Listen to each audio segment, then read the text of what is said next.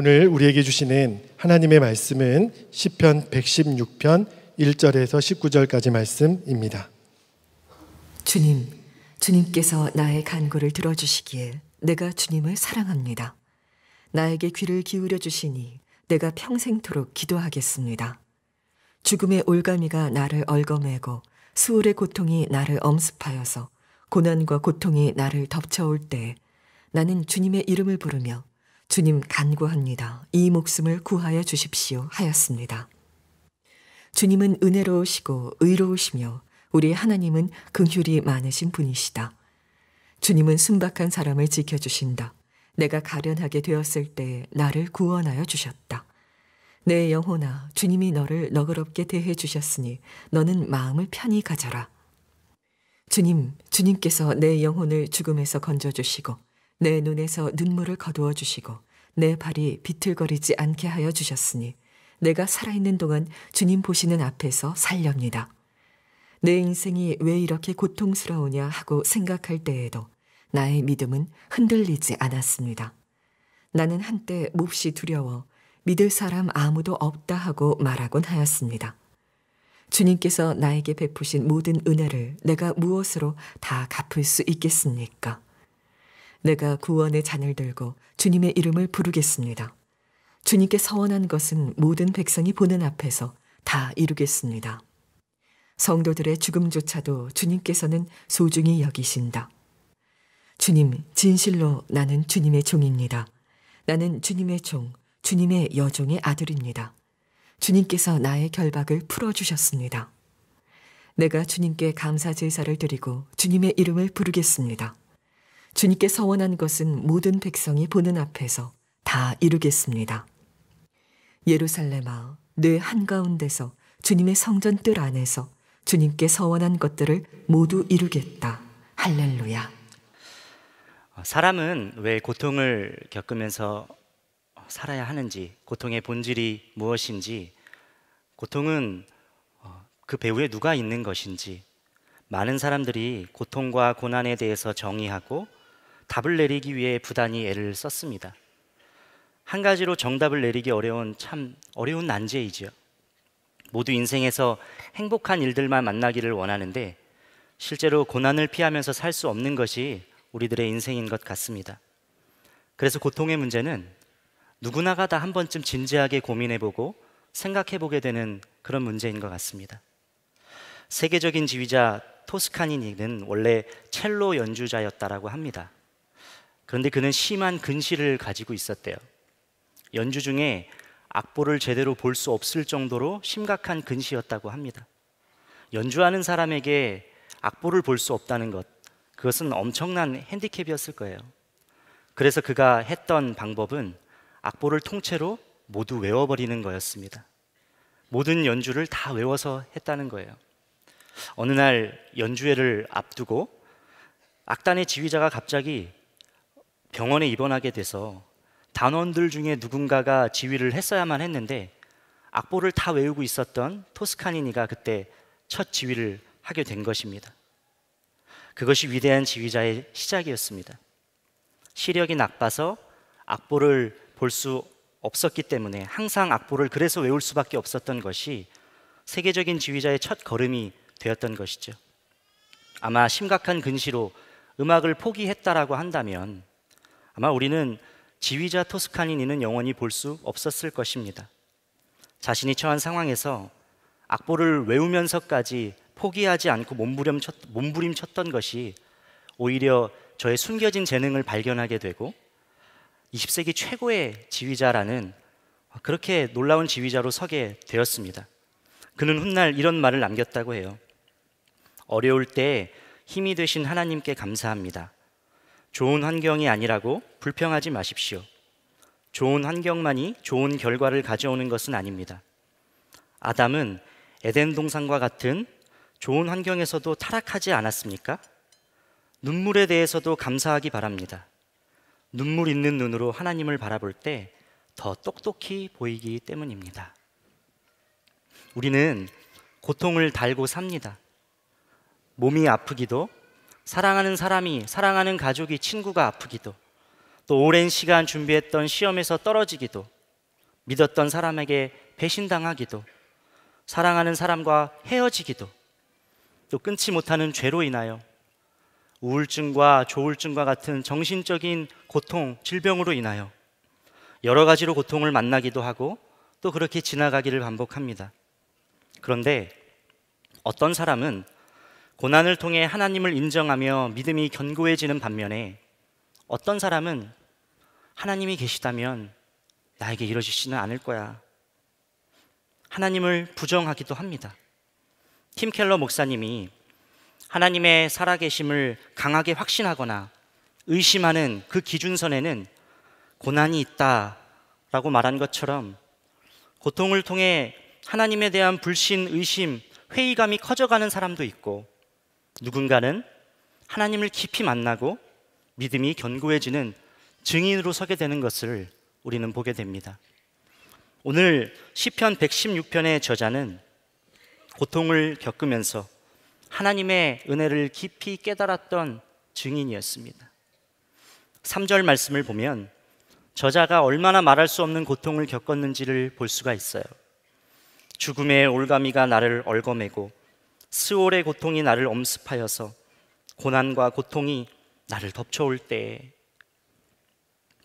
엄청난 고통을 통과하면서 시인이 깨달은 그것을 하나님께 찬양하고 또 하나님 앞에 결단하는 삶으로 올려드리는 것이 지금 이 시인 겁니다. 시인은 생명의 위협을 느낄 정도로 고통이 컸어요. 그 상황에서 시인이 보였던 것, 그 반응은 하나님께 기도한 것이었습니다. 4절 말씀입니다. 나는 주님의 이름을 부르며 주님 간구합니다. 이 목숨을 구하여 주십시오 하였습니다. 아마 여러분 중에도 지금 이 기도를 하고 계신 분들도 있을지도 모르겠습니다. 생명을 살려달라고, 내 힘으로는 할 수 없다고 주님을 부르면서 기도했어요. 여러분, 우리가 고통의 난제를 파악하고 그것을 아는 것에는 참 어려울 수 있겠지만, 고통을 겪을 때 우리가 어떻게 해야 하는지는 그 답은 어렵지 않게 찾을 수 있을 것입니다. 아마 여기 계신 여러분 모두가 그 답을 알고 계실 거라 생각됩니다. 바로 기도하는 것이죠. 야고보서 5장 13절에 너희 중에 고난당하는 자가 있느냐? 그는 기도할 것이요. 고난당할 때 기도하라 라고 말씀하셨습니다. 이렇게 말씀하신 이유는 기도는 고난을 믿음으로 통과하고 지나가게 하는 열쇠이기 때문에 그렇습니다. 요즘 개인뿐만 아니라 우리나라도 한국교회도 참 어려운 고난의 때를 보내고 있습니다. 아까 장로님께서 기도해 주셨던 것처럼, 그리고 여러분 모두가 아시는 것처럼 우리 담임 목사님께서 온 교우들에게 1시간 기도 운동을 하십시다, 기도 운동을 시작하셨어요. 여러분 모두에게 간곡히 정말 그 기도 운동에 참여하시라고 부탁드리고 싶은데요. 왜냐하면 기도할 때 비로소 우리 모두가 하나님의 은혜로 깊이 들어가게 되고 모든 문제를 주님 안으로 가지고 오기 때문에 그렇습니다. 주님 안에 모든 답이 있는 것이죠. 그런 의미에서 아직 기도할 수 있는 것, 이제 기도를 시작할 수 있는 것, 또 지금 기도한다는 것, 그 자체는 모두 축복이고 능력인 것입니다. 여러분 모두 이 능력, 이 축복을 누리시길 바랍니다. 그런데 기도할 때 한 가지 중요한 것이 있어요. 무엇을 붙잡고 기도할지가 우리에게 명확해야 합니다. 사실 고난을 만나면 대부분 믿는 사람들은 기도를 시작하죠. 평상시에 기도 안 하던 분들도 고난을 만나면 일단 기도를 시작을 합니다. 그런데 지속해서 기도하기 어려워요. 왜냐하면 기도의 목적이 당장 내 앞에 있는 그 문제에만 있기 때문에 그렇습니다.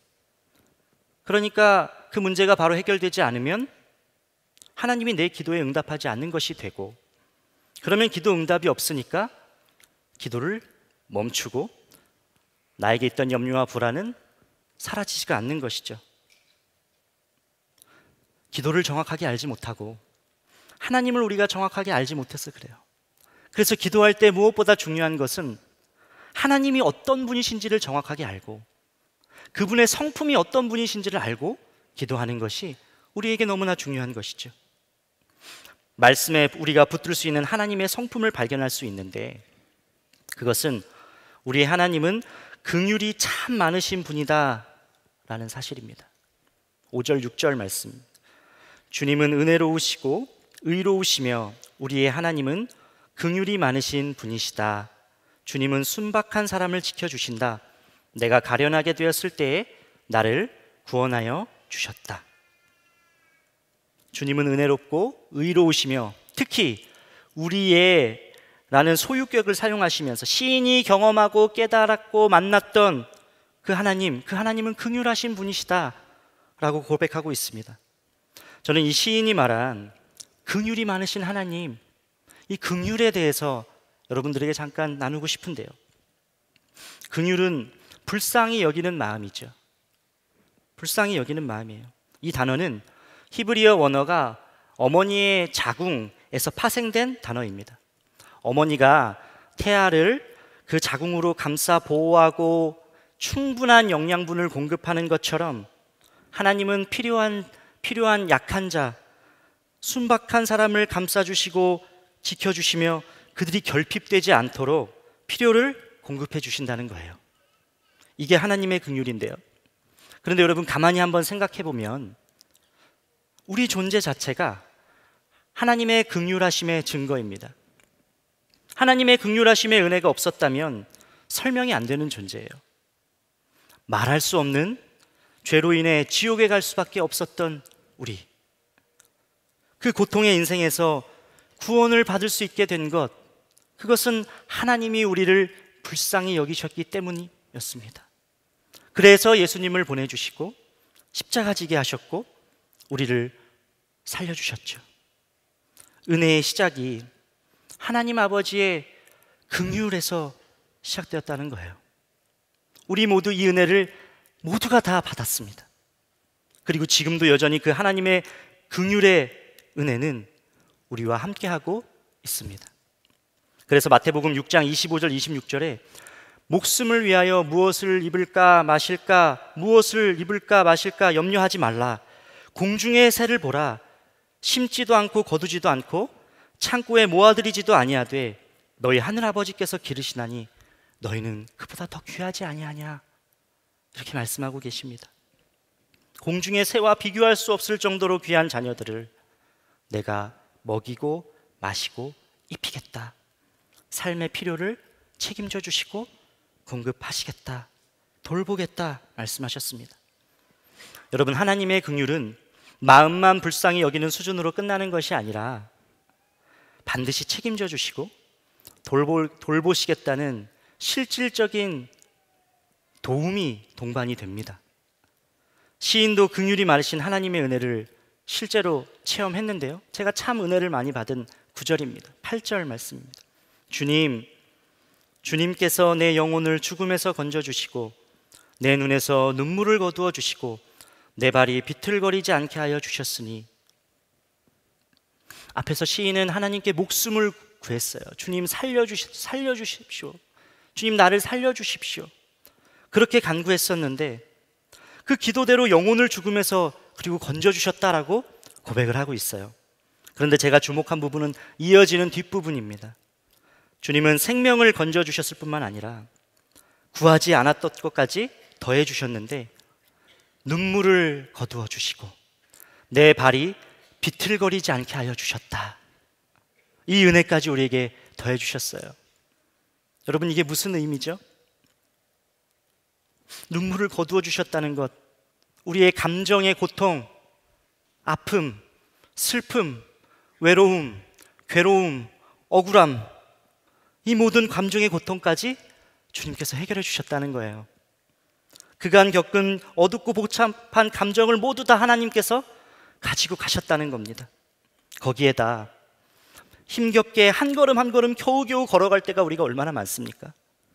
그때 넘어지지 않도록, 비틀거리지 않도록, 내 발이 비틀거리지 않도록 주님께서 지키셨다라고 고백하고 있습니다. 우리가 얼마나 비틀거릴 때가 많아요. 앞이 캄캄하고 뒤에는 막혀 있고 옆에서 막 치고 들어오고 달려들고 밀치고, 그래서 당장 주저앉고 싶을 때가 얼마나 많습니까? 겨우 한 걸음 용기 내서 내디딜 때가 얼마나 많습니까?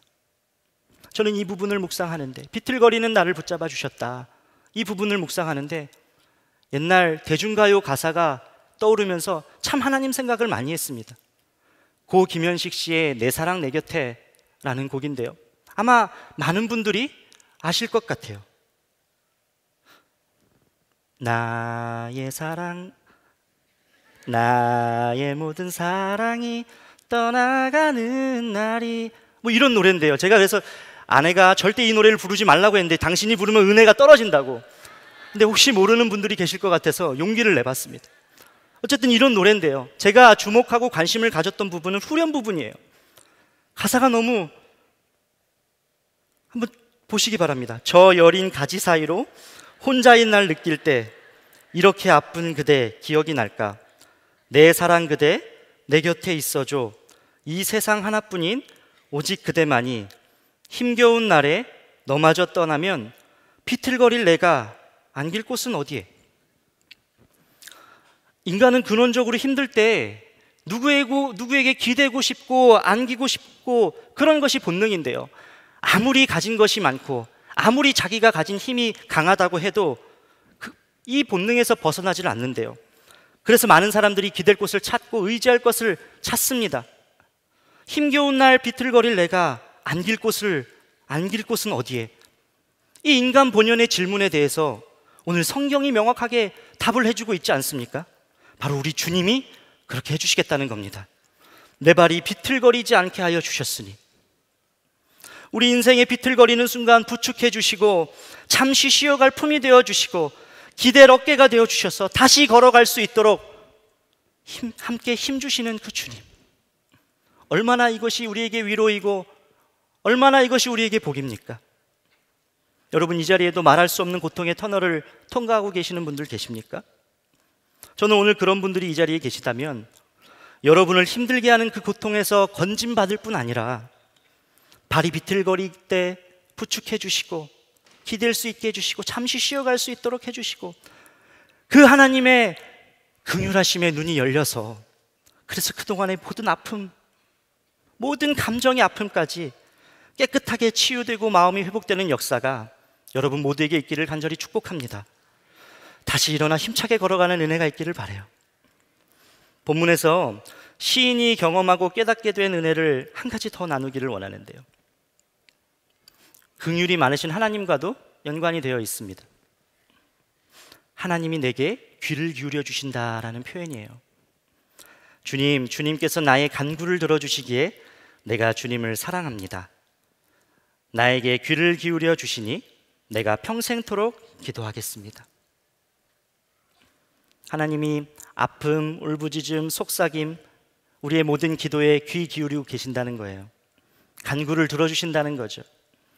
주님은 우리를 부르실 때 일방적인 관계로 부르시지 않았습니다. 물론 자녀를 위해서 우리가 지켜야 할 계명들은 주셨지만 그렇다고 해서 나는 말할 테니 너희는 듣기만 하여라 라고 말씀하시지 않으셨어요.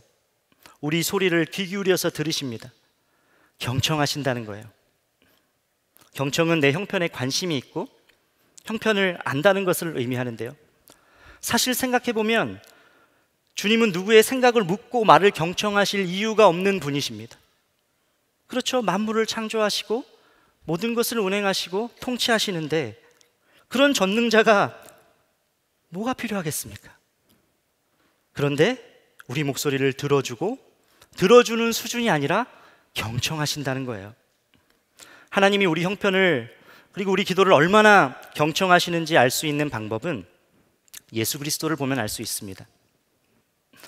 애덤스 매큐 목사님의 책 경청 영혼의 치유제에서 경청하시는 하나님의 절정은 예수 그리스도에서 증거된다라고 표현하고 있는데요, 책의 한 부분을 읽어드리겠습니다. 신약에 제시되는 예수님의 모습은 가히 충격적이다. 왕이 권력을 휘두르는 것이 아니라 권력을 내려놓고 섬기신다. 질투로 가득해서 자기 권력을 사수하지 않으시고 권력을 내려놓고 섬기신다. 예수님은 하늘의 보좌를 버리고 자신의 권력과 특권을 비워서 종이 되셨다. 예수님은 자기 이야기를 들어달라고 오신 것이 아니라 들어주려고 오셨다. 그분은 스스로 작아져서 다른 사람들에게 자신의 자리를 내주셨고 자신의 귀를 낮추어 여태 들어주는 이 없던 목소리들을 존중하셨다. 그렇게 그분은 왕권의 의미를 완전히 고쳐주셨다. 이 왕은 백성을 섬기고 그들의 발을 씻어주시고 그들이 모르는 필요까지 다 들어주신다. 여러분, 주님은 우리 목소리를 듣기 위해서 낮은 모습까지 감수하셨는데, 그렇게 많은 것을 포기하셨는데 심지어 고통까지 당하셨습니다. 공생의 시작 전 사단의 유혹과 공격도 받으셨고 가장 가까운 친구와 가족들로부터 고향에서 내쫓김 당하셨습니다. 뿐만 아니라 십자가 지실 때는, 그 지시기 전에는 모진 육체의 고통까지 겪으셨습니다. 사랑하는 제자들을 비롯한 모든 군중들에게 손가락질 당하고 모욕당하셨어요. 심지어 하나님 아버지께도 외면당했습니다. 전능하신 분이 겪을 수 있는 모든 고통을 다 겪으신 거예요. 주님이 경청하신다는 것이 은혜가 되는 것은 전능자가 낮고 낮은 우리의 목소리를, 우리의 기도를 들어주신다는 것뿐만 아니라 그 주님이 고통을 아시는 분이라는 거예요. 그 주님이 고통을 이해한다는 분, 그것이 우리에게 은혜가 된다는 겁니다. 사랑하는 여러분, 주님이 고통을 아시는 분인 것처럼 고통을 겪으면서 우리도 어쩌면 주님이 겪은 고통을 조금이라도 이해하게 될지도 모르겠습니다. 하나님 아버지의 마음을 이해하게 될지도 모르겠습니다. 그리고 그분과 좀 더 친밀한 관계가 될 것입니다. 이런 면에서 고통은 기도로의 초대장이고 하나님의 은혜로 들어가는 문과 같다라는 생각이 듭니다. 저희 둘째 딸은 태어날 때 어려움을 겪었습니다. 태어나기 전에 한 몇 주 전이었던 것 같아요. 산부인과에 가서 초음파 사진을 찍었는데 의사 선생님이 심각한 얼굴로 아이 뱃속에 물혹이 있다 이렇게 말씀을 하시는 거예요. 그래서 태어나면 정밀 검사를 한번 해보고 추후 상태를 좀 지켜봐야겠다. 몇 주 후에 아이가 이제 태어났습니다. 오전에 태어났는데요. 그래서 태어나자마자 예정된 검사들을 진행을 했습니다. 검사하고 나서는 상황이 급격하게 빠르게 그렇게 지나가는 거예요. 검사해 보니 아이 뱃속에 있는 그 물혹이 괴사가 돼서 빨리 그 물혹을 제거하고 괴사된 부분을 제거하지 않으면 안 된다는 거예요.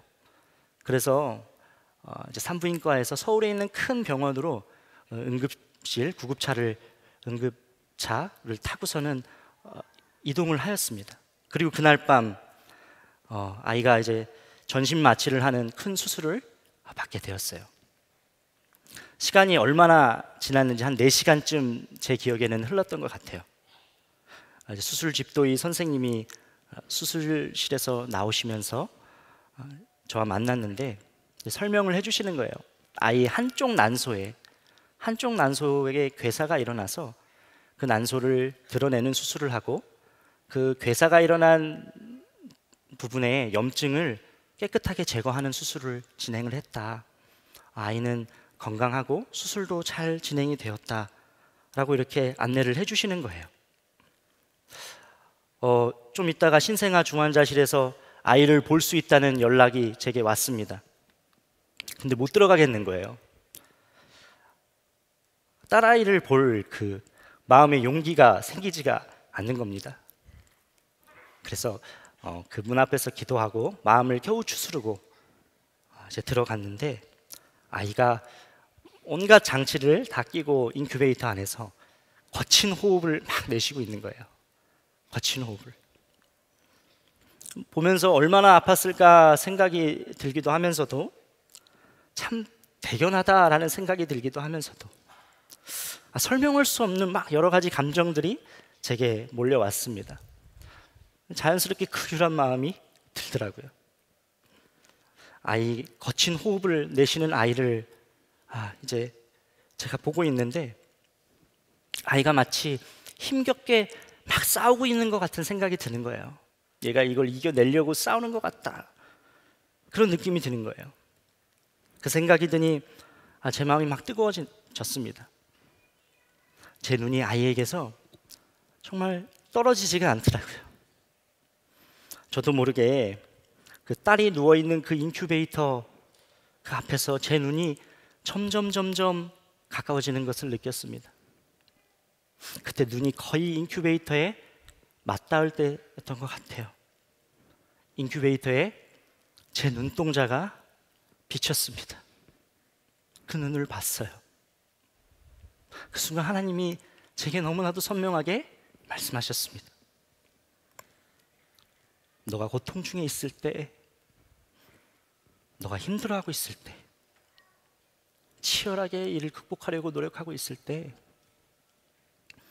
지금 딸아이를 보면서 네가 느끼는 그 마음, 그 마음보다 내 마음이 더 아프고,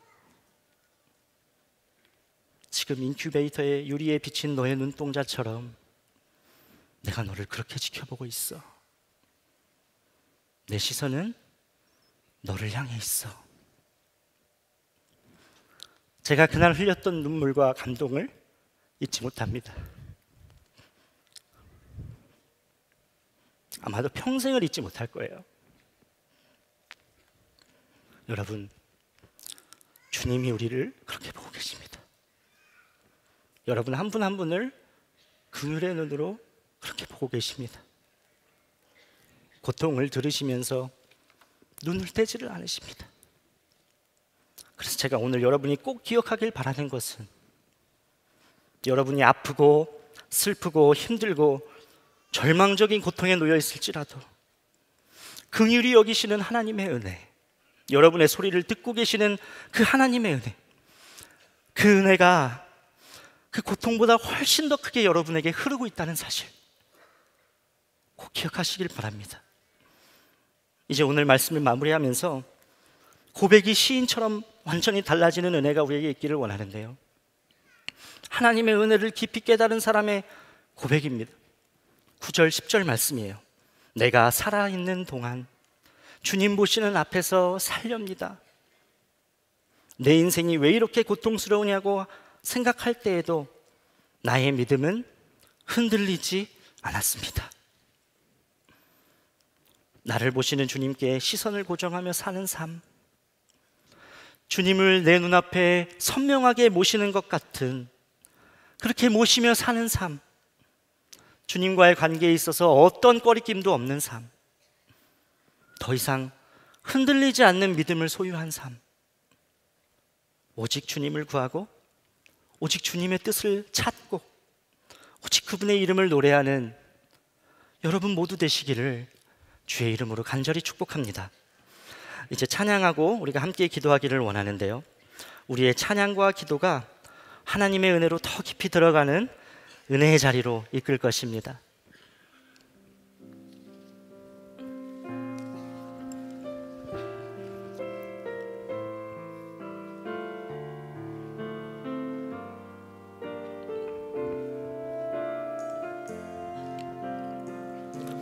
하나님은 너를 만드신 분, 너를 가장 많이 알고 계시며, 하나님은 너를 만드신 분, 너를 절대 포기 하신단다. 하나님은 너를 지키시는 분, 너를 절대 포기하지 않으며, 하나님은 너를 지키시는 분, 너를 쉬지 않고 지켜보신단다. 그의 생각 셀 수 없고,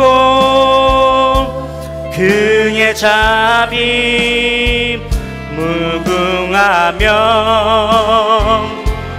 그의 성실 날마다 새롭고 그의 사랑 끝. 우리 다 같이 일어나서 찬양하실까요? 그의 생각 끝이 없고 그의 생각 셀 수 없고 그의 자비 무궁하며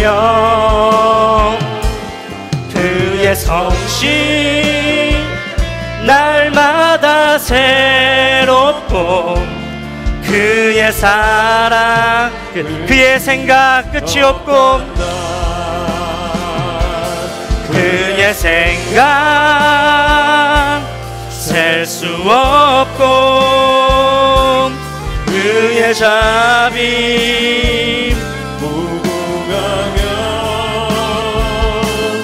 그의 성실 날마다 새롭고 그의 사랑 끝이 없단다. 이 시간 우리 합심하여 기도했으면 좋겠습니다. 오늘 여러분 중 고통 중에 계신 분 계십니까? 삶이 몸이 건조하고 무기력한 분, 가야 할 바를 알지 못하는 분, 신뢰가 완전히 무너진 분, 전혀 하나님의 뜻을 모르는 분. 여러분, 우리 형편은 각자 다르지만 모두에게 동일한 것이 있는데 나를 긍휼히 여기시는 하나님의 은혜가 넘치도록 여러분 모두에게 흐르고 있다는 사실입니다. 또 각자의 형편은 다르지만 우리가 반드시 해야 하는 것도 동일한데 바로 기도입니다. 주님께서 내 영혼을 죽음에서 건져주시고 내 눈에서 눈물을 거두어 주시고 내 발이 비틀거리지 않게 하여 주셨으니 오늘 기도 중에 시인의 고백이 나의 고백이 되는 역사가 일어나게 하여 주옵소서. 주여, 나를 고통에서 건져 주옵소서. 마음이 치유되고 회복되게 하여 주옵소서. 비틀거리고 있는 나, 주여 나를 붙들어 주옵소서. 세워 주옵소서. 기도의 불을 붙여 주옵소서. 우리 주여 한번 부르짖고 기도하시겠습니다. 주여,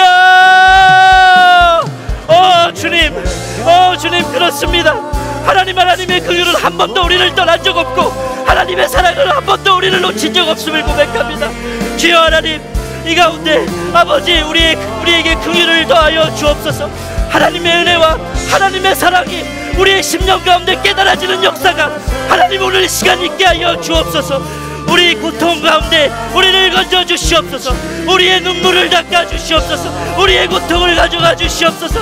우리를 비틀게 하여 주지 말아 주시옵소서. 우리의 발걸음을 지켜 주시옵소서. 주님, 기도의 불을 더하여 주옵소서. 기도의 불을 더하여 주옵소서. 하나님의 은혜와 임재로 더 깊이 들어가게 되는 하나님 기도의 영을 더하여 주옵소서. 주님, 붙들어 주시옵소서. 주여 하나님, 하나님의 놀라우신 은혜가 하나님 우리의 심령 가운데 오늘 충만하게 있게 하여 주시옵소서. 주님, 주님 감사합니다. 주님, 할렐루야. 은혜로우시고 의로우시고 긍휼이 풍성한 하나님을 찬양합니다. 내 간구를 들으시고 귀 기울이시는 주님, 오늘도 당신의 선하신 성품만을 의지합니다. 하나님의 역사는 우리에게 기도할 마음을 주신 그 순간부터, 기도하기 시작한 그때부터 이미 시작되었음을 믿습니다. 주여, 오늘 응답하여 주시고 주의 역사를 보게 하여 주옵소서.